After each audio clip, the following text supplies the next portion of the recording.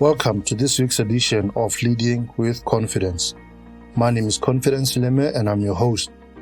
This program is proudly powered by the William Sileme Foundation, and the foundation's mission is enabling education in Africa.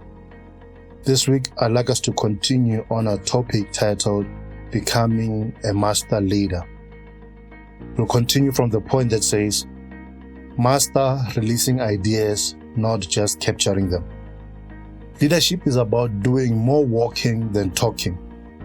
Actions speak louder than words, goes the adage. Many leaders are good at developing ideas, and if you were to look in their cabinets, cupboards, notepads, and files, you'd find many ideas. Many of the ideas you'd find are quite brilliant and perhaps even revolutionary. Some you'd find have the potential to generate massive wealth and create entirely new realities for a multitude of people. I was listening to a business conversation on one of the radio stations, and the businessman being interviewed said, "Ideas are not valuable. The implementation of the idea is what makes an idea valuable." Close quote. The ideas we have cannot yield any real tangible value until we begin moving them from our cupboards and our minds, and we start putting them into practice. Until we move from theory and we enter into the practical, we will not know the full potential of the concept we are carrying. As leaders, we must not just capture and write down our ideas, we must run with our ideas.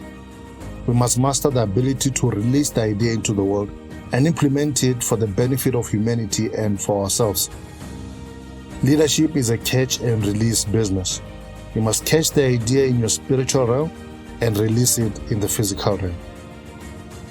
Point number 2 says, Master developing leaders, not increasing followers. The leader's pride is his or her legacy. When you can look back at your journey and you can see not only the things you built, but also the people you've helped develop. By the time your time comes, will you have anything or anybody to point at and be able to say, "I helped to create that"? True leaders never die. Death cannot silence the words and works of a true leader. One of the true leaders who have had a profound influence on my life and leadership philosophy is the late Dr. Myles Munroe. He passed away in 2014, but he is still alive. He still speaks. The grave isn't strong enough to contain or restrain his impact. There are millions who still read his books and who still listen to the messages and teachings. He is a true leader because to this day, many years after his death, he continues to help produce more leaders. Will the same be said about you when you are no longer around?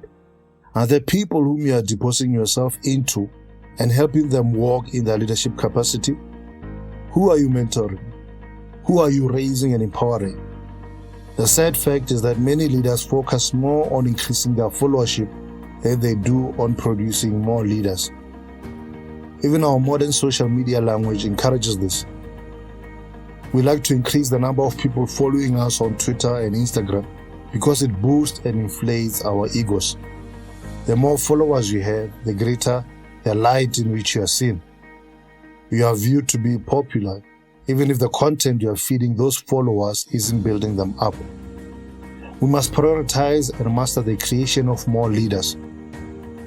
We must make it our mandate to populate the world with problem solvers and individuals who are hungry to make a positive, meaningful difference in the world. Your legacy will live on through those you've helped to shape. It will continue to walk and talk across the width and breadth of the earth long after we have buried you.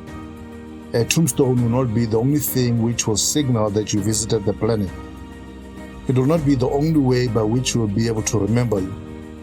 A leader's greatness is measured by the number and caliber of leaders that their leadership produces. Well, we've come to the end of this week's episode of Leading with Confidence. Thank you so much for tuning in. Cheers.